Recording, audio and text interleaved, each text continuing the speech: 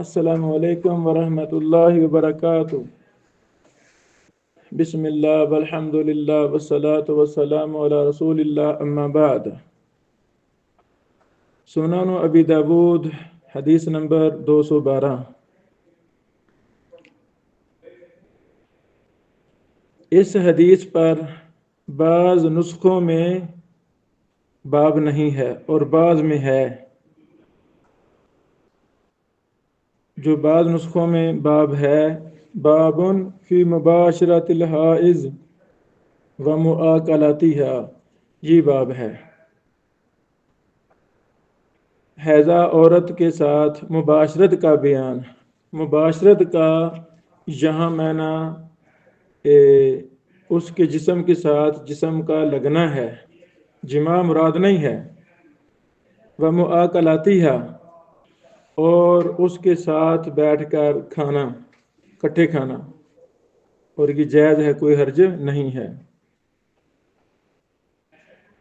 حدیث نمبر 212۔ قال حدثنا ہارون بن محمد بن بکار قال حدثنا مروان یعنی بن محمد قال حدثنا الحیثم بن حمید قال حدثنا العلاء بن الحارث عن حرام بن حکیم عن امیہ انہ سأل رسول اللہ صلی اللہ علیہ وسلم۔ اللہ اکبر۔ حرام بن حکیم اپنے چچا سیدنا عبداللہ بن سعد رضی اللہ تعالی عنہ سے روایت کرتے ہیں۔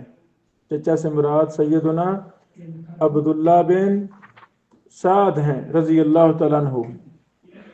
انہوں نے رسول اللہ صلی اللہ علیہ وسلم سے سوال کیا۔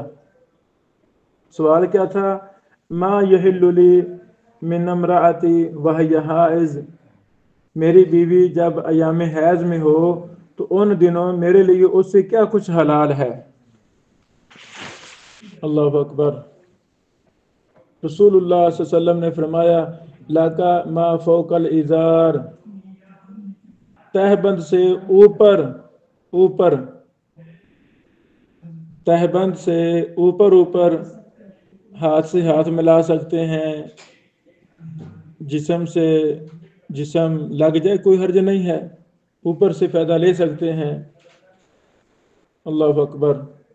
وذکر مؤاکلہ، اللہ اکبر۔ یہ حدیث بیان کرنے والے سیدنا عبداللہ بن سعد ہیں، چچا سے مراد سیدنا عبداللہ بن سعد رضی اللہ تعالیٰ عنہ ہیں۔ انہ سأل رسول اللہ صلی اللہ علیہ وسلم ما یحل لی من امرأتی وہی حائض قال لک ما فوق الازار وذکر مؤاکلۃ الحائض ایضا مساق الحدیث۔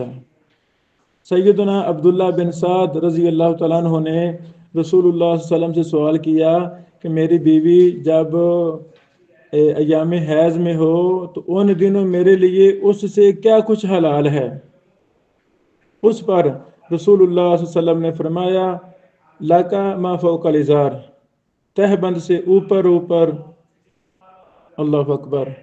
اور سیدنا عبداللہ بن سعد نے حیضہ عورت کے ساتھ مل کر کھا پی لینے کے متعلق بھی پوچھا اور حدیث آگے بیان کی۔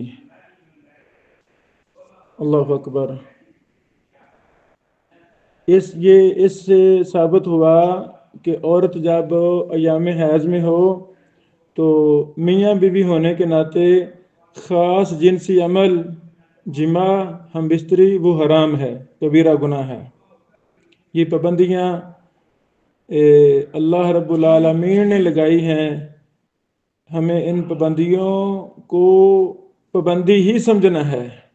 اگر کوئی شخص حالت حیض میں بھی باز نہیں آتا تو وہ اللہ کی حدود کو پامال کر رہا ہے، اور اس میں بہت زیادہ نقصانات ہیں۔ طبی لحاظ سے بھی انسان کو بڑی زیادہ دشواریوں کا سامنا کرنا پڑتا ہے۔ اور پھر اللہ اکبر، اس میں کافی تفصیلات ہیں، وقت نہیں ہے انشاءاللہ جب یہ ہماری شرح چھپے گی ابو داود کی، ہم اس میں یہ ساری تفصیلات بیان کریں گے انشاءاللہ العزیز۔ تو اشارہ ہی مقصود ہے، مینسج کے دنوں میں بیوی سے صحبت کرنا جہاں حرام ہے، قرآن و حدیث میں بے شمار دلائل ہیں، وہاں یہ طبی نقصانات بھی اس سے ہوتے ہیں، بہت زیادہ نقصانات ہیں، انسان مردانیت سے ہاتھ دھو بیٹھتے ہیں۔ اللہ اکبر، اللہ تعالی ہماری اصلاح فرمائے۔ جو حرام ہے وہ حرام ہے۔ ان پڑھ لوگ، علم سے دور لوگ، ان تک بھی ہمیں یہ مسائل پہنچانے چاہیے، ان کو ان مسائل کا پتہ نہیں ہے۔ بہرحال ہاں، میاں بیوی ہیں، کٹھے کھائیں کٹھے پئیں، کوئی مسئلہ نہیں ہے، کٹھے لیٹ سکتے ہیں، لیکن صحبت حرام ہے حیض کی حالت میں۔ ما فوق الازار، تہبند سے اوپر کا یہی مطلب ہے۔ اللہ اکبر۔